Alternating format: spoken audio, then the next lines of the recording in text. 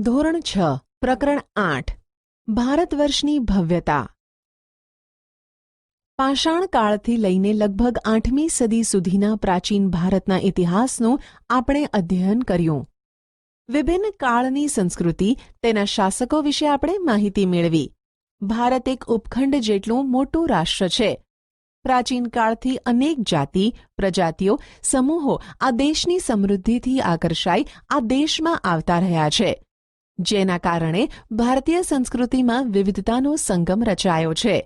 જવાહરલાલ નહેરુ, જેને વિવિધતામાં એકતા કહે છે, તેવા આ મહાન દેશની કલા અને સ્થાપત્ય તથા સમાજ જીવનની આપણે માહિતી મેળવીશું, જેનાથી પ્રાચીન ભારતની પ્રજાના ગૌરવશાળી વારસાની આપણને માહિતી મળી શકે.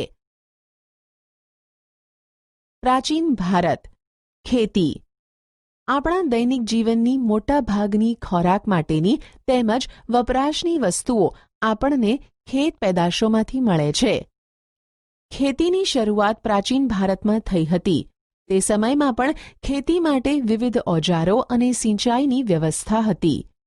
પ્રાચીન સમયમાં ઘઉં, જવ, ડાંગર, જુવાર, બાજરી, તલ, વટાણા વગેરેની ખેતી થતી હતી. ઓજારો. હડપ્પા સંસ્કૃતિમાં ખેત ઓજારોમાં હળના અવશેષ મળ્યા નથી, પરંતુ હળ આકારનું રમકડું મળ્યું છે. તેથી જાણી શકાય છે કે તેઓ ખેતીમાં હળનો ઉપયોગ કરતા હતા. આશરે 2500 વર્ષ પહેલાના સમયથી ખેતી માટે લોખંડના સાધનોનો ઉપયોગ વધતો જતો હતો, જેમાં જંગલોને સાફ કરવા માટે કુહાડીઓ, હળના ફણા, ફાલનો પણ સમાવેશ થાય છે. આ ઉપરાંત દાતરડું, કુહાડાથી તેઓ પરિચિત હતા. સિંચાઈ. સમૃદ્ધ ગામડાઓ વગર રાજાઓ અને તેમના રાજ્યનું ટકી રહેવું મુશ્કેલ હતું.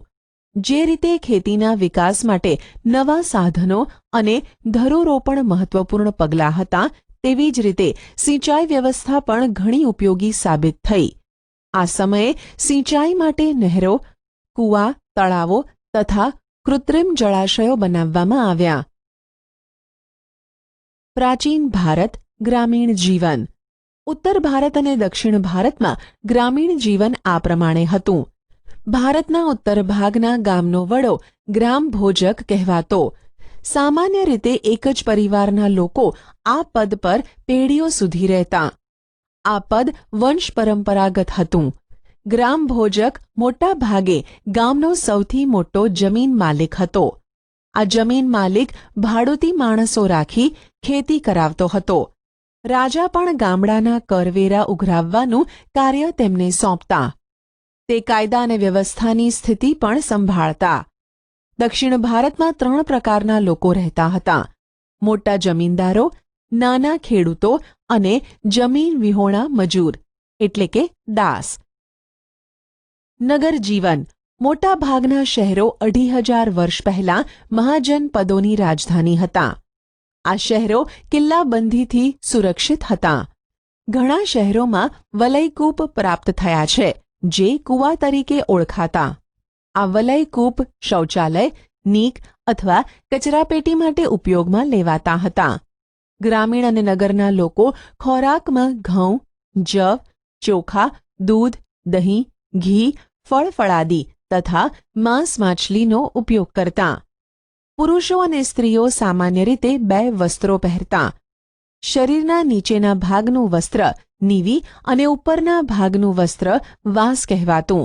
ક્યારેક ઉપરના વસ્ત્ર ઉપર દુપટ્ટા જેવું અધિવાસ લપેટતા. પ્રાચીન ભારતમાં કલા. ઇતિહાસવિદો કલાને 2 ભાગમાં વહેંચે છે: 1 લલિત કલા અને 2 નિદર્શન કલા.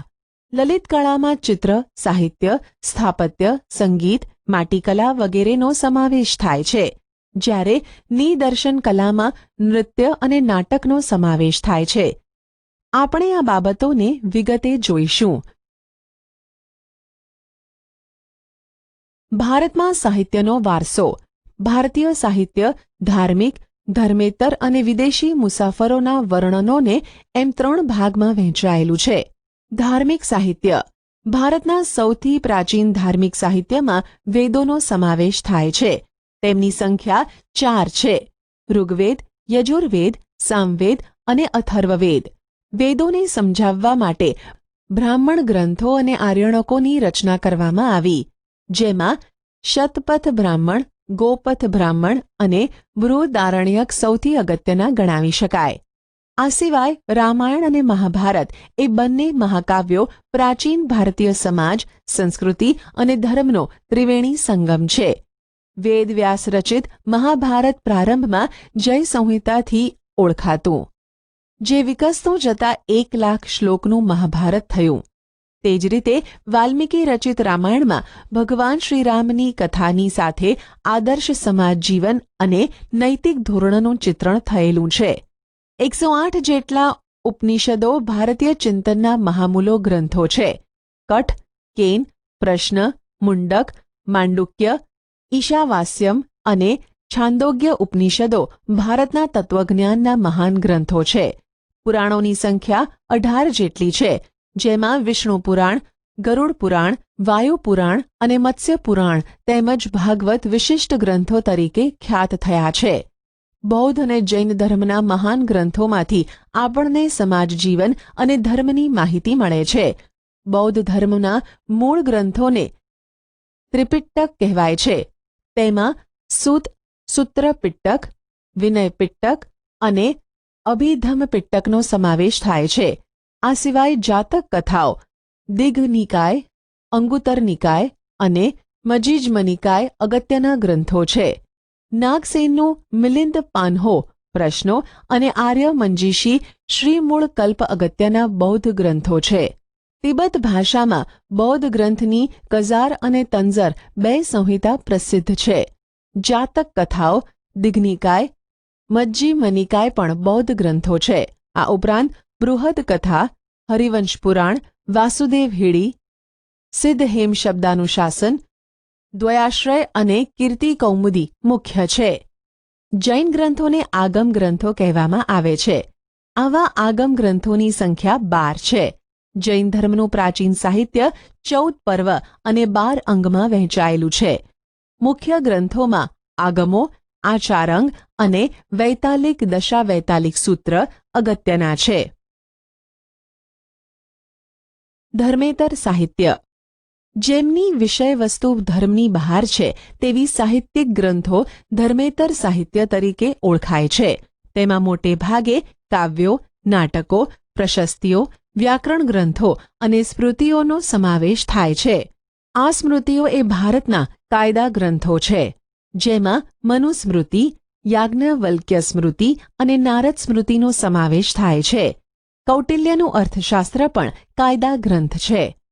પ્રાચીન ભારતમાં મોટા પ્રમાણમાં નાટકો અને કાવ્યોની રચના થઈ છે, જેમાં મહાકવિ ભાસ, કાલિદાસ, શુદ્રક, ભારવી જેવા મહાન સાહિત્યકારોનો સમાવેશ થાય છે. આવા અગત્યના મહાકાવ્યો અને નાટકોમાં અભિજ્ઞાન શાકુંતલમ, રઘુવંશમ, મેઘદૂતમ, કિરાતાર્જુનિયમ, સ્વપ્ન વાસવદત્તમ અને મૃચ્છકટિકમ વગેરેનો સમાવેશ થાય છે. દક્ષિણ ભારતમાં એક વિશિષ્ટ સાહિત્ય, જેને સંગમ સાહિત્ય કહેવામાં આવે છે, તેની રચના ઈસવીસનની પ્રથમ 3 સદીઓમાં થઈ હતી. મદુરાઈમાં 3 સંગમ સભામાં 1600 જેટલા લોકકવિઓએ વીર કાવ્યોની રચના કરી. આ સાહિત્યમાં શિલપ્પદિકારમ, મણિમેખલાઈ ખૂબ જ અગત્યના છે. સંસ્કૃત ભાષામાં સર્વશ્રેષ્ઠ વ્યાકરણ ગ્રંથ પાણિનીનું અષ્ટાધ્યાયી છે, જે ઈસવીસન પૂર્વે 5મી સદીમાં રચાયું હતું. અશોકના શિલાલેખો પણ પ્રાચીન ભારતના ઇતિહાસ, મૌર્ય સામ્રાજ્યના વહીવટી તંત્રો તથા બૌદ્ધ ધર્મના નૈતિક નિયમો વિશે માહિતી આપે છે. ગુપ્તકાળમાં પ્રશસ્તિ, કાવ્યો અને ગ્રંથોનો ઘણો વિકાસ થયો. સમુદ્રગુપ્તની પ્રયાગ પ્રશસ્તિના લેખક હરિશેણ હતા, તો ઉદયગીરીની ચંદ્રગુપ્ત દ્વિતીયની પ્રશસ્તિના લેખક વીરસેન સાબા હતા. બાણે હર્ષચરિતમમાં હર્ષની પ્રશસ્તિ કરી છે. વિદેશી મુસાફરોના વર્ણનો. ભારતમાં સદીઓથી અનેક વિદેશી પ્રવાસીઓ આવતા રહ્યા છે, જેમણે પોતાના ભારત પ્રવાસના વર્ણનો લખ્યા છે. તેમની આ પ્રવાસ નોંધોમાંથી ભારતીય સંસ્કૃતિ અને પ્રજાજીવનની માહિતી મળે છે. આવા મુસાફરોમાં ચંદ્રગુપ્ત મૌર્યના દરબારમાં રહેલા ગ્રીક એલચી મેગસ્થનીસ ખૂબ જ અગત્યના છે. તેમણે ઇન્ડિકા નામનો એક ઉત્કૃષ્ટ ગ્રંથ લખ્યો છે, જેમાં મૌર્ય યુગ વિશે આપણને માહિતી પ્રાપ્ત થાય છે. એ જ પ્રમાણે ગ્રીક નાવિક ટોલેમીએ ભૂગોળ વિશે લખેલા ગ્રંથમાં ભારતના બંદરો વિશેની માહિતી મળે છે. ચંદ્રગુપ્ત દ્વિતીયના સમયમાં આવેલ ચીનના મુસાફર ફાહિયાને અને સમ્રાટ હર્ષવર્ધનના સમયમાં આવેલ ચીની મુસાફર યુઅન શ્વાંગે તત્કાલીન ભારતીય સમાજ જીવન, શાસકો અને સંસ્કૃતિનું અદ્ભુત ચિત્રણ કરેલું છે. વેપારીઓ, નવા માર્ગો. પ્રાચીન સમયમાં ભારત વિવિધ ચીજવસ્તુઓ તેમજ વિદેશો સાથે વેપાર વાણિજ્યમાં મોખરે હતું. વેપારના કારણે ભારતની આર્થિક સમૃદ્ધિ શિખરે હતી. દેશ વિદેશ સાથેનો વેપાર જમીન માર્ગે અને સમુદ્ર માર્ગે થતો હતો. લોથલ હડપ્ય સંસ્કૃતિનું મોટું બંદર હતું. લોથલમાં બંદરની ગોદી, ડોકયાર્ડ, વહાણના ધક્કા અને વખારના અવશેષો મળ્યા છે, જે દરિયાઈ વાહન વ્યવહારની માહિતી આપે છે. લોથલના લોકો માટીકામના વિવિધ ઘાટના વાસણો અને વિવિધ પ્રકારના દાગીના બનાવતા. સેલખડી, છીપ અને હાથી દાંતમાંથી બનાવેલ મણકાઓનો વેપાર થતો. ભારતના મરી મસાલા અને કિંમતી પથ્થરોની વિશેષ માંગ રહેતી. ભારતથી સ્થળ માર્ગે મધ્ય એશિયા થઈને યુરોપ સુધી સુતરાઉ કાપડ, રેશમી કાપડ અને મસાલાની નિકાસ થતી. ખંભાત, ભરૂચ, સોપારા અને તામ્રલિપ્તિ જેવા આંતરરાષ્ટ્રીય બંદરોના માધ્યમથી વિશ્વના પૂર્વ અને પશ્ચિમ ભાગમાં સુતરાઉ કાપડ, રેશમી કાપડ, મસાલા, તેજાના, ઇમારતી લાકડાની નિકાસ થતી, જ્યારે સોનું, ચાંદી અને અન્ય ચીજોની આયાત થતી. ચીનથી વેપાર અર્થે કેટલાક લોકો દૂરના વિસ્તારોમાં પગપાળા કે ઘોડા ઉપર જતા હતા. તેઓ સાથે રેશમ કાપડ પણ લઈ જતા હતા. તેઓ જે માર્ગે મુસાફરી કરતા હતા તે માર્ગ રેશમ માર્ગ એટલે કે સિલ્ક રૂટ તરીકે જાણીતો બન્યો હતો. મુખ્યત્વે ચીન, ભારત, ઈરાન, અરબસ્તાન, ગ્રીક અને રોમના વેપારીઓ આ વેપાર માર્ગ સાથે સંકળાયેલા હતા. દક્ષિણ ભારતના બંદરો કાળા મરી અને અન્ય તેજાનાની નિકાસ માટે જાણીતા મુખ્ય કેન્દ્રો હતા. પ્રાચીન ભારતમાં ચિત્રકલા. ચિત્ર મનુષ્યના મનોભાવને પ્રગટ કરતું વિશિષ્ટ માધ્યમ છે. સાથે સાથે તે જે તે સમયની વાસ્તવિક પરિસ્થિતિનું પણ ચિત્રણ કરે છે. ભારતમાં સૌથી જૂના ચિત્રો પાષાણ યુગના મળી આવે છે. મધ્યપ્રદેશમાં ભીમબેટકા નામના સ્થળેથી પાષાણ યુગના સમયની આદિમ જનજાતિએ દોરેલા 500 કરતાં પણ વધારે ચિત્રો મળી આવેલ છે, જે આજે પણ એટલા જ જીવંત છે. આ સિવાય અજંતા, ઇલોરા અને બાઘની ગુફાઓમાં તથા અમરાવતીમાં ભારતીય સંસ્કૃતિ સાથે સંકળાયેલા ચિત્રો મોટા પ્રમાણમાં મળી આવે છે. અજંતા ઇલોરાના ચિત્રો વિશ્વવિખ્યાત છે, જેમાં બુદ્ધની જાતક કથાઓ અને બુદ્ધની સાધનાને ચિત્રોમાં વ્યક્ત કરવામાં આવ્યા છે. પદ્મપાણીનું વિશ્વવિખ્યાત ચિત્ર ભારતીય સંસ્કૃતિનું ઘરેણું છે, તો ઇલોરાનું શિવ મંદિર એક જ શિલામાંથી કોતરેલું મહાન શિલ્પ છે. પ્રાચીન ભારતમાં શિલ્પ અને સ્થાપત્ય. હડપ્ય સભ્યતામાં જોવા મળતું નગર આયોજન એ ભારતીય સ્થાપત્યના વિશ્વપ્રસિદ્ધ નમૂના છે. એક સમાન નગર રચના, સ્નાનાગાર, અનાજના કોઠાર, ઔદ્યોગિક એકમો અને વરસાદી પાણીના પ્રબંધ સાથે સંકળાયેલા અનેક સ્થાપત્યો હડપ્ય સભ્યતા સાથે સંકળાયેલા છે, જે પ્રાચીન ભારતનો ઇજનેરી કળાનો ઉત્તમ નમૂનો ગણાય છે. આ સ્થાપત્યોમાં ગુફા સ્થાપત્ય, મંદિર સ્થાપત્ય અને મહેલોના સ્થાપત્યોનો સમાવેશ થાય છે. ગુફા સ્થાપત્યોમાં બારાબારની પહાડીઓ, નાસિકના ગુફા શિલ્પો, અજંતા ઇલોરા અને અમરાવતીના ગુફા શિલ્પોનો સમાવેશ થાય છે. શિલ્પકલામાં મૂર્તિકલાનો ભારતમાં પૂર્ણપણે વિકાસ થયો હતો. મૂર્તિકલામાં 2 કળા શૈલીઓ પ્રાચીન ભારતમાં પ્રચલિત હતી. એક ગાંધાર કલા, જે ગ્રીક અને ભારતીય કલા શૈલીનો સંગમ હતી. ઉત્તર પશ્ચિમ ભારતમાં અફઘાનિસ્તાનમાં આવેલા તક્ષશિલા અને ગાંધારમાં આ કલા શૈલીના અનેક નમૂના મળ્યા છે. તેમાં બુદ્ધની મૂર્તિઓ મોટા પ્રમાણમાં બની હતી. બુદ્ધની વિશાળ પ્રતિમાઓ આ કલા શૈલીમાં બામિયાન અને ચારસડ્ડામાં જોવા મળે છે. 2. અન્ય કલા શૈલી સંપૂર્ણ ભારતીય છે, જે મથુરા કલા તરીકે ઓળખાય છે. તેમાં પણ સૌપ્રથમ બુદ્ધની મૂર્તિઓ બની. ત્યારબાદ મથુરા કલા શૈલીમાં હિન્દુ દેવી દેવતાઓની મૂર્તિઓ બનવા લાગી. અમરાવતી, અજંતા, નાસિક, સારનાથમાં પણ મૂર્તિકલાના નમૂના પ્રાપ્ત થયા છે. સ્તૂપો અને વિહારો. બૌદ્ધ ધર્મના સ્થાપત્યમાં સ્તૂપ, ચૈત્ય અને વિહારોનો સમાવેશ થાય છે. ગૌતમ બુદ્ધના નિર્વાણ બાદ તેમના જીવનની યાદગીરી રૂપે સ્તૂપ નિર્માણ શરૂ થયું. સૌપ્રથમ વજીજ સંઘમાં આ સ્તૂપોનું નિર્માણ થયું. સ્તૂપ એટલે નાના ગુંબજ આકારનું અંડાકાર સ્થાપત્ય, જેમાં મધ્યમાં બુદ્ધના અવશેષોને ડાબડામાં રાખવામાં આવતા અને બૌદ્ધ ધર્મીઓ ત્યાં ધ્યાન ધરતા. પછીથી સ્તૂપો ભારતમાં મોટા પ્રમાણમાં બનવા લાગ્યા, જેમાં અશોકનો સાંચીનો સ્તૂપ, લુંબિનીનો સ્તૂપ, સારનાથનો સ્તૂપ ખૂબ જ અગત્યના છે. અશોક પછીના સમ્રાટોએ પણ સ્તૂપ નિર્માણની પરંપરાને જાળવી રાખી. સાંચીના સ્તૂપ ફરતે કાષ્ઠ નિર્માણ કરવાનું કાર્ય શુંગ વંશના રાજાઓએ કર્યું. કનિષ્કે પુરુષપુર, પેશાવરના એક વિશાળ સ્તૂપ, જેને શાહજી કી ડેરી કહેવામાં આવે છે, તેનું નિર્માણ કરાવ્યું. સ્તૂપની આસપાસ પ્રદક્ષિણા પથ હોય છે. ચૈત્યો પણ પછીથી બૌદ્ધ કલાનું બહુ જ મોટું કેન્દ્ર બન્યા.